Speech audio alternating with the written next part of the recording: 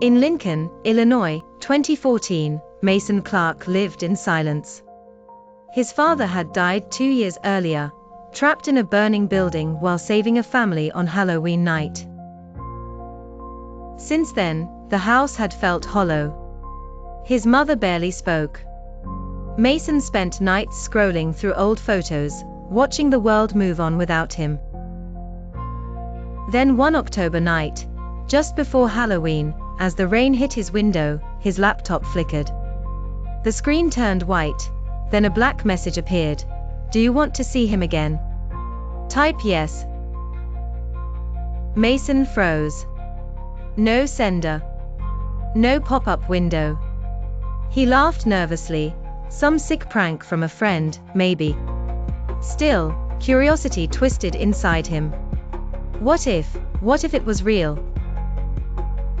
He typed yes.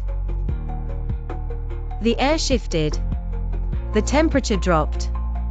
His lamp flickered 3 times, then went dark. From the corner of the room, a whisper crawled across the floor. Good. The next morning, Mason convinced himself it was a dream. But that night, as his mother washed dishes, there was a knock at the door. When she opened it, the bowl slipped from her hand and shattered. Standing there, dripping rain, was Mason's father, same firefighter jacket, same gentle eyes. He hugged his son tight. Mason sobbed. Dad, you came back. But as the days passed, something wasn't right. His father never ate. His hands were cold. His eyes sometimes stayed open at night, unblinking. One afternoon, Mason followed him to the basement. His father was standing in the dark, whispering to someone invisible. He belongs to me now, the voice whispered back. Halloween arrived. Mason woke to chanting. He ran downstairs and froze. His father stood before the TV, static crawling across the screen, his voice layered with another deeper one. The message from the laptop appeared again on the TV. Do you want to see him again? Type yes. The lights exploded. His father turned, eyes completely black. You shouldn't have said yes, he whispered. When the police arrived the next day, the house was empty. Only the laptop remained, the screen cracked, the same message still glowing. Neighbors still say on Halloween night, if you pass that old Clark house and listen closely, you can hear a faint voice calling from inside, please, don't say yes. Back in 1987, Eli Turner was 29, broke, and desperate. He'd been chasing a music dream that just wouldn't love him back. Every Friday night, he'd drive across towns, guitar case in the backseat, hoping someone would listen. But that Halloween night, after being rejected by a third bar in a row, Eli sat by his Chevy under the cold yellow moon and broke down. The air smelled of wet pine and rust.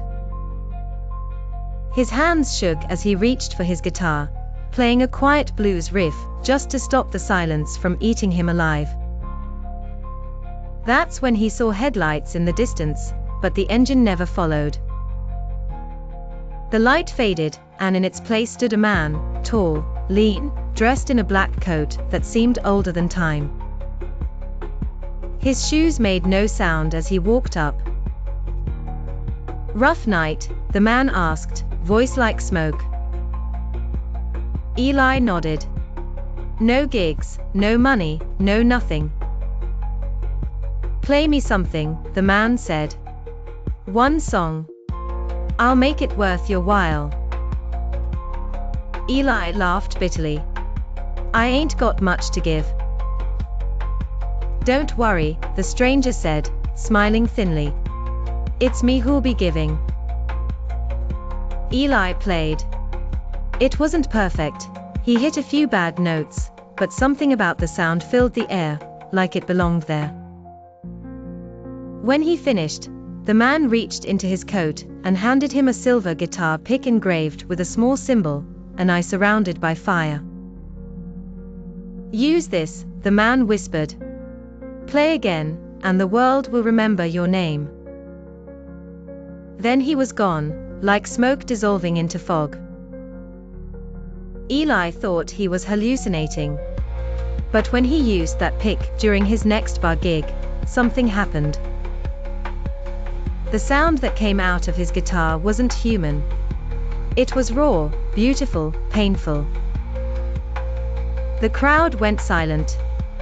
Then they cheered. Word spread like wildfire.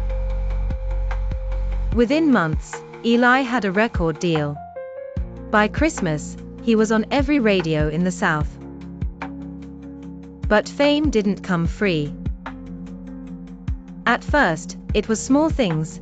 His reflection would flicker when he tuned his guitar. He'd dream of playing in front of faces with no eyes. His fingertips started bleeding after every performance, no matter how gently he played. By the 10th year, he looked 20 years older. He told his manager he wanted to quit, that the music was taking something from him. On Halloween night, 1997, he played his final show in New Orleans.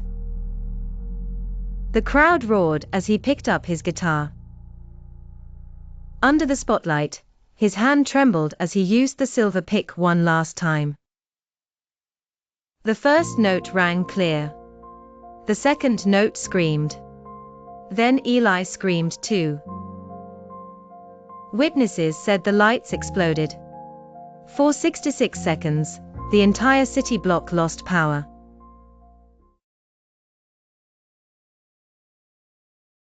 Los Angeles, 2005. Diane Parker was drowning in bills. Her daughter Emily needed surgery. Her husband had left. Her small clothing boutique was bankrupt. Every day, the phone rang with debt collectors. Until one night, it rang for another reason. At 3:33 a.m., an unfamiliar voice spoke calmly. "Would you like to change your life?" She hung up. But in the morning, an envelope lay on her doorstep. Inside, $10,000 in cash. The next night, the phone rang again. "Would you like more?" Her voice trembled. "Who are you?" "Someone who helps people who need help," the man said. "What's the catch?" "A promise," he replied. "When we call, you'll answer." Over the next few weeks, envelopes arrived daily, each thicker than the last. 50,000. 100,000. A million. She paid off debts, bought her daughter new clothes, and finally felt alive again. Halloween approached. At midnight, the phone rang once more. "Payment due," the voice said. "I've paid enough," she shouted. The voice chuckled. "You promised, Diane. Promises have power." The next morning, Emily didn't wake up. Her skin was pale, her lips blue. Her eyes were open, frozen in terror. The phone cord was wrapped around her wrist. Diane screamed until she lost her voice. Police called it heart failure, but she knew better. The phone still glowed. 3:33 a.m. burned into its screen. She tried destroying it, smashed it, burned it, drowned it. Every night, it returned to her bedside, ringing at the same time. Weeks later, her neighbor found her house empty, the door ajar. The phone lay on the table, receiver hanging loose. The clock above it read 3:33. In 2010, a new family moved in. On their first Halloween, their teenage son, Tyler, woke to his phone vibrating. Unknown number. He answered. A calm voice said, "Would you like to change your life?"